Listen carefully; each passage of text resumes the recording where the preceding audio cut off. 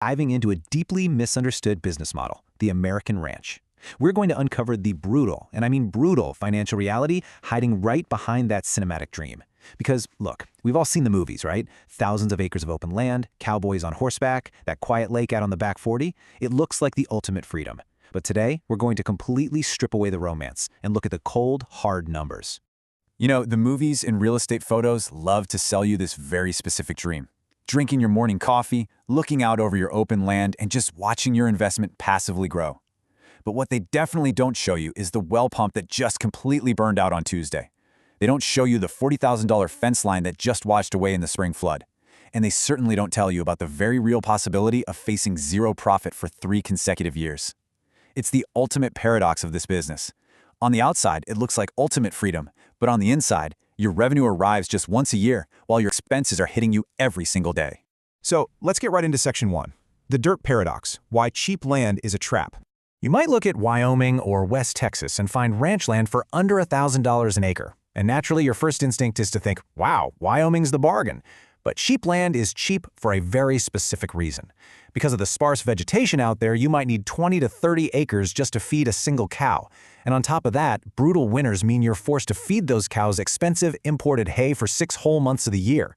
Now contrast that with the Texas Hill Country or Colorado, where lands can easily run $15,000 an acre. I know, it sounds outrageously expensive, but the vegetation is incredibly dense. The cow out there might only need 2 to 8 acres to survive. So the crucial point here is that the price of the land and the actual profitability of the land are 2 completely different numbers. Cheap dirt can quickly become a very, very expensive trap. Moving right along to Section 2, the sunk costs, building on raw dirt. Because get this, before a single cow even sets foot on your property to make you $1, you're facing staggering infrastructure expenses. We are talking $300,000 to $600,000. And what is that for? Just the fencing. Installing standard 5-strand barbed wire is not cheap. It costs anywhere from $8,000 to $13,000 a mile. So when you're dealing with thousands of acres, a large ranch can easily drain $500,000 from your budget just to put a boundary around the property. And honestly, that's just step 1. Once you've fenced the perimeter, the unrelenting hidden costs really kick into high gear. You can't just drop cows in a field. You absolutely need infrastructure. We're talking deep water wells and miles of underground piping to get that water exactly where it needs to go.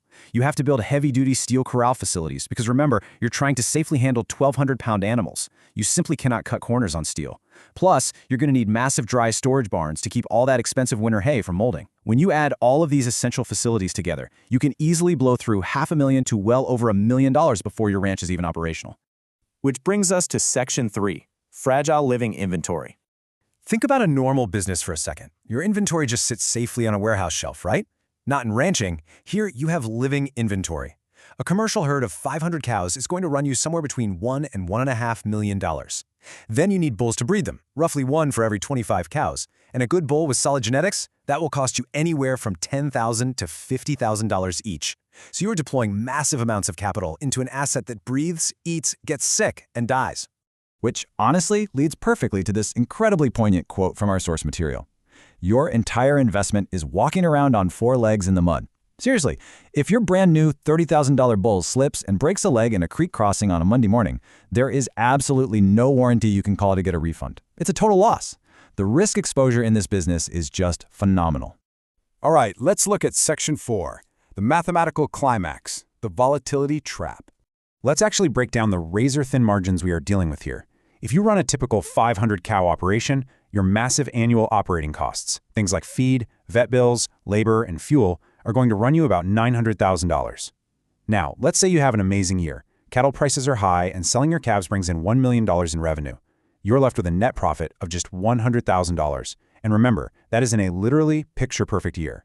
So when you take that $100,000 of profit and measure it against the massive capital outlay required to generate it, let's say a $35 million land investment, you get a return on assets of about 1%. Just 1%. Meaning realistically, a basic, no-risk savings account down at your local bank pays out more than running a massive, complex, highly volatile cattle operation. And that naturally leads us to the ultimate mystery of this whole explainer. If the financial return is so incredibly terrible, if the margins are that thin and the risks are that high, why on earth do ultra-rich individuals like Ted Turner, Jeff Bezos, and John Malone keep buying up millions of acres of American ranch land? I mean, they didn't become billionaires by making bad investments yielding 1%, right? So let's uncover this in Section 5, The billionaire playbook, the Trojan horse model. Here is how billionaires actually use ranching.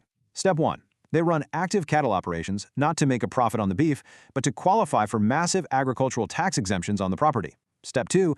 They utilize conservation easements, which allows them to write off tens of millions of dollars in taxes. And Step 3. While they enjoy all these tax benefits, they just sit back and let the land quietly appreciate in value over time. The actual cattle, they simply pay for the privilege of owning the dirt. It's the land itself that silently builds the incredible wealth. So as we wrap things up today, I want to leave you with this final thought. The cattle pay for the privilege of owning the dirt. While the cinematic cowboy dream absolutely lives on, surviving it requires mastering some of the most unforgiving math in all of business. Unless you have the massive capital to play the billionaire's land game, you are literally fighting for pennies in the mud. So the next time you see a sprawling ranch in a movie and think about trading it all in for the simple life, you really have to ask yourself, are you truly prepared to pay the price of the dirt?